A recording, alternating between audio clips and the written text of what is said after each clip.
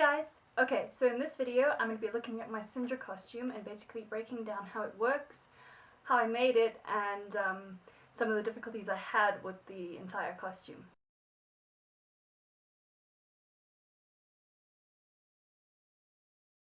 So when I started doing Syndra, I had to decide on what version of her costume I was going to be doing.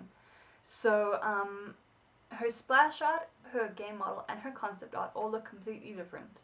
I decided to go more with the splash art and the game model because I just prefer the way that the splash art looks, but I wanted to combine it more with the game model.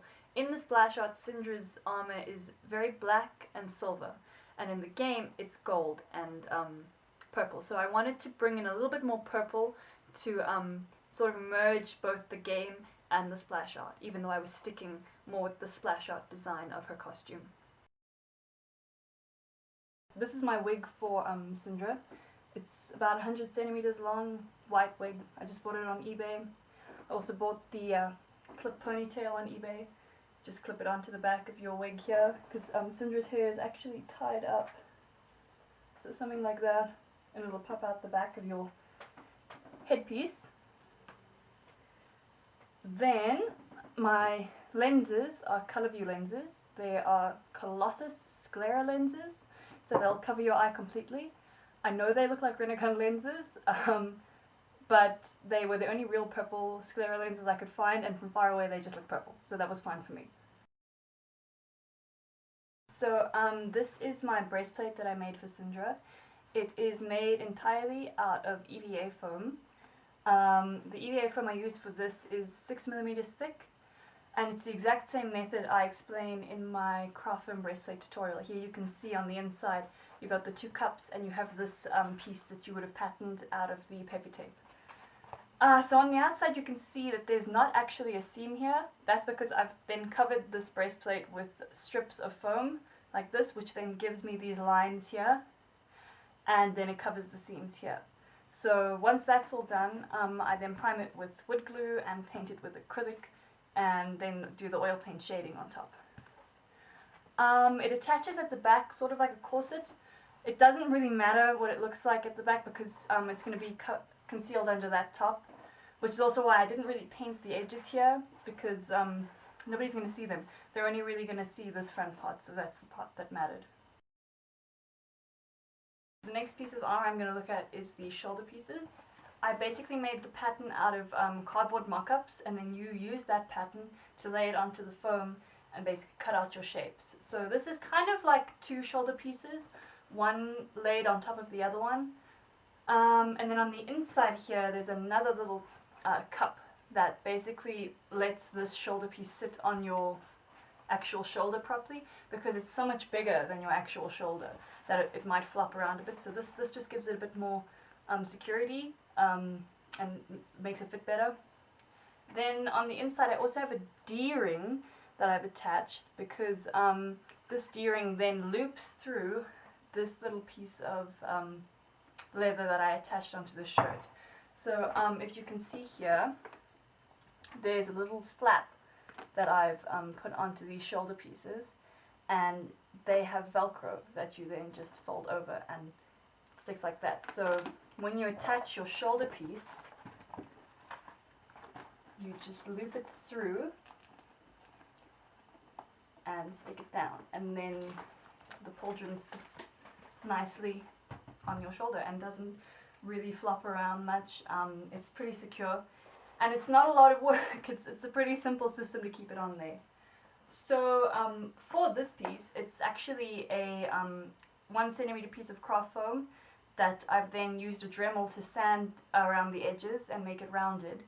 And then once you do that, you take a heat gun and you press out the little rough pieces, and then you can attach it onto the shoulder piece and prime it and paint it, and it looks nice and fancy. Okay, so this is the arm piece, and this is made from craft foam that I've covered with Warbler. The Warbler is really, really sturdy, and it keeps its shape. So all you have to do to attach it, if you are using Warbler, is slip it onto your arm. It'll keep its shape, it'll hold in place, and then you don't really have to worry about straps and Velcro and stuff like that. The gem is actually made, I didn't have time to cast a gem. I really wanted to cast things, but I just ran out of time. So what I did is I sculpted these out of air drying clay. You can find it at any craft store. Sanded that clay down. Then I used a little bit of oil paint to get the shading. You can use acrylic paint. It's probably better to use acrylic paint because this glass layer on top is purple glass paint. Mine is water-based glass paint, and it's basically used to paint things like stained glass windows, perspex, anything that you still want to look translucent. So I bought some purple glass paint and I painted over. With the oil paint it's a little bit hard to get it to stick because oil and water don't mix. So it does bead on the surface a bit, so maybe acrylic paint would be better for some people. Shaded it, painted I think 6 to 8 layers of that glass paint on, and it gave it a really nice glossy finish, and it looks kind of like a gem, so I was pretty happy with how that turned out. I also like to use Warbler in conjunction with craft foam.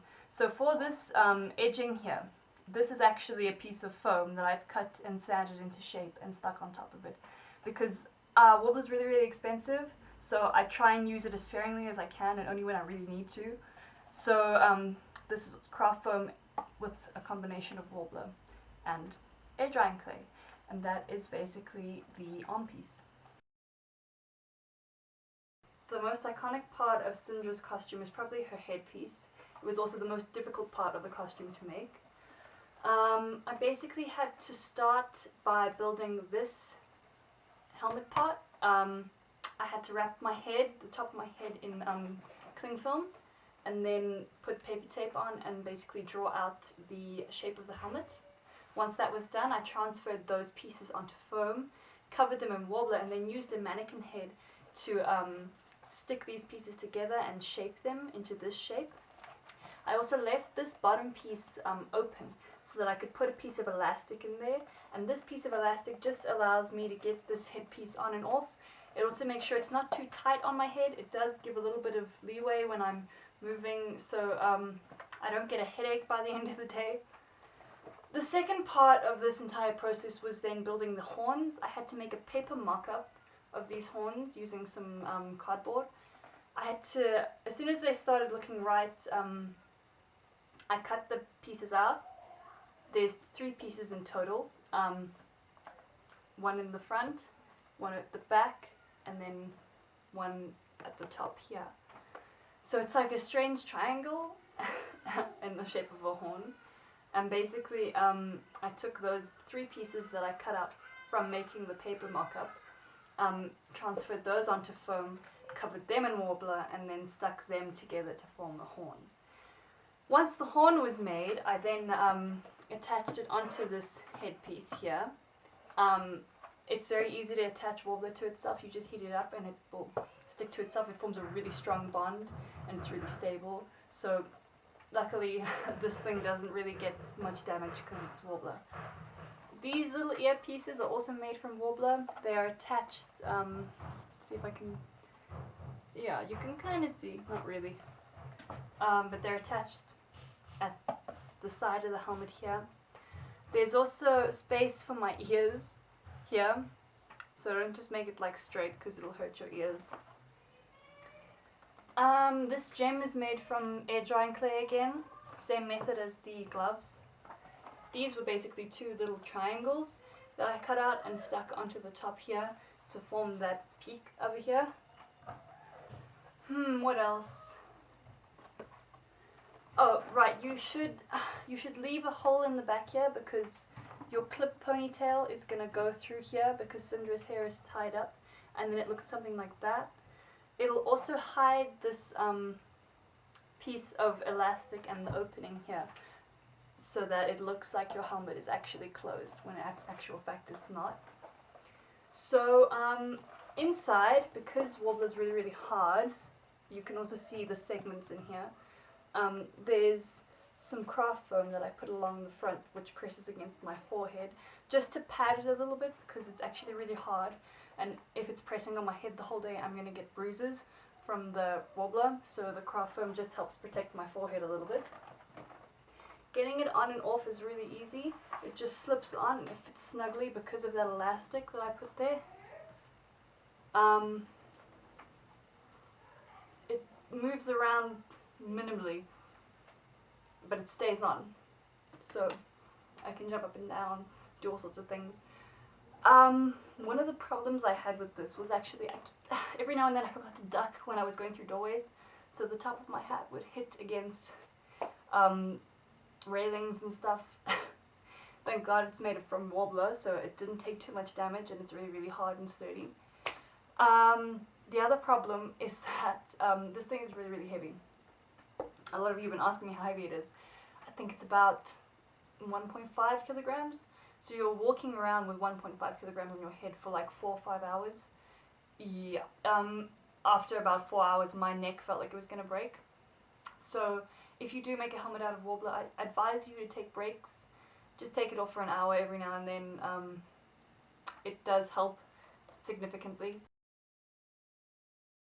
Okay, the easiest part of this entire costume for me was making the gloves. It was really easy. I just made a pattern using my own hand. Because it's stretch leather, the pattern doesn't need to be perfect because it has a little bit of leeway. It'll form to my hand, basically.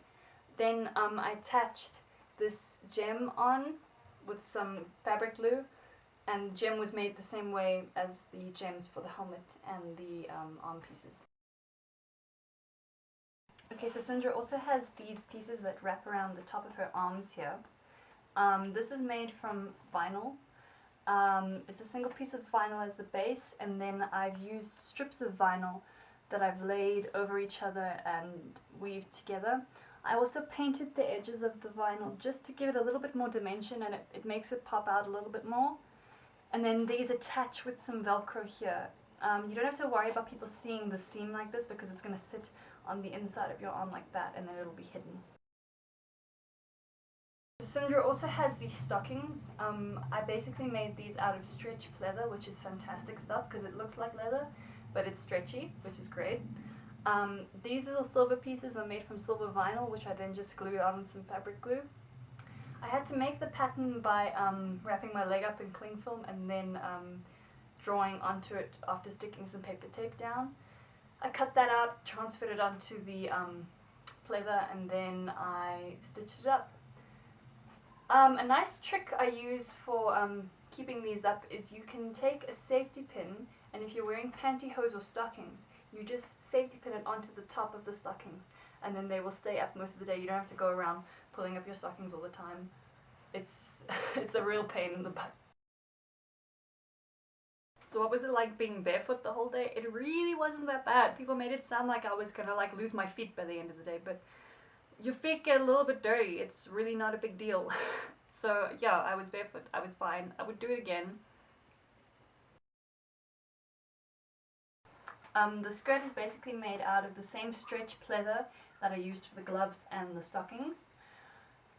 This silver piece on the silver pieces on the front are made out of that silver vinyl again, and then these pieces that run along the edge of the hip pieces, it's silver bias tape.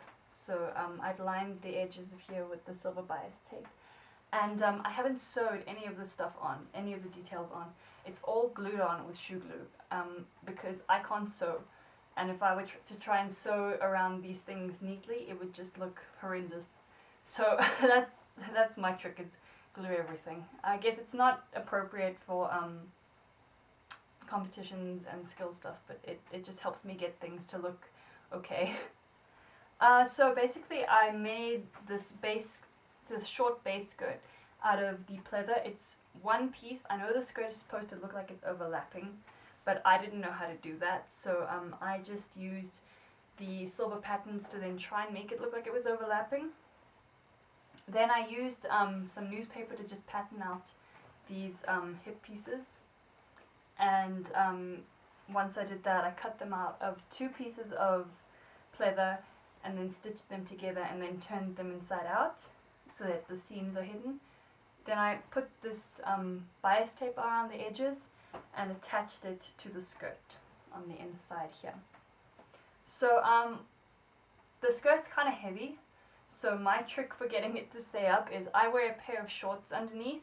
So because the skirt is so short, it helps me feel a little bit more secure about not having like my underpants showing or anything.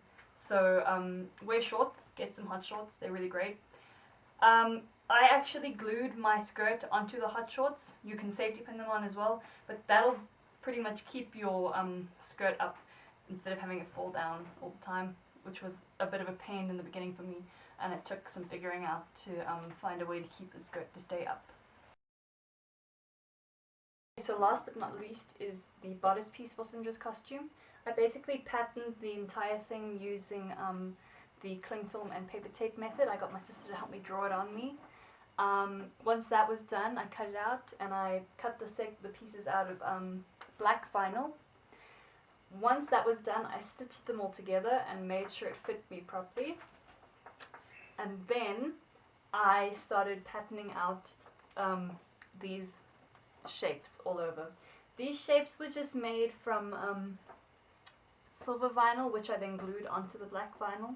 And I made the patterns again by covering sections of this in the paper tape and then drawing onto it. So these belts are also made from vinyl. I actually had to paint the vinyl myself using oil paint. So I've glued this piece here and it ends there at the seam. And I've glued it on the front here so it just stays in place, doesn't flop up and down, doesn't move around.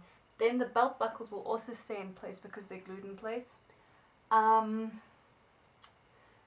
These belts were really strange to figure out, so this is how I've done them. They disconnect all on this side. So here, even though it's supposed to be attached, it can be removed with Velcro. Then there's a Velcro piece here as well, and a Velcro piece here. So when all the Velcro is undone, it kind of looks like that. This is sewn on. These are stitched together as well. So when you're putting it on, you just zip it up, attach the Velcro here, attach the Velcro around this ring, and around this ring. So it's not too hard to get on and off. It was just strange to make the actual belts.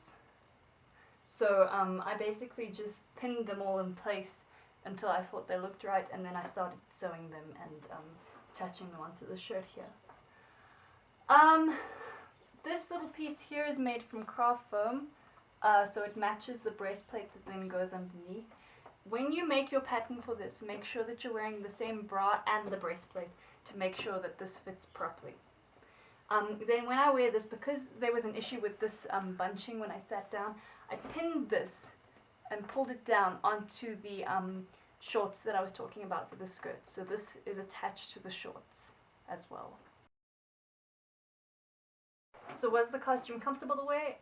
No, it wasn't. It was really uncomfortable. It was really hot. The helmet was really heavy. The sclera lenses were making me feel like I was going blind, but it was worth it because I love this costume. I really like how it looks. I like how it feels to wear it, and I would definitely do it again. So thanks for watching, guys. I hope this was helpful. I hope it was informative. If you have any questions, please feel free to ask me, and don't forget to subscribe. Thanks, guys!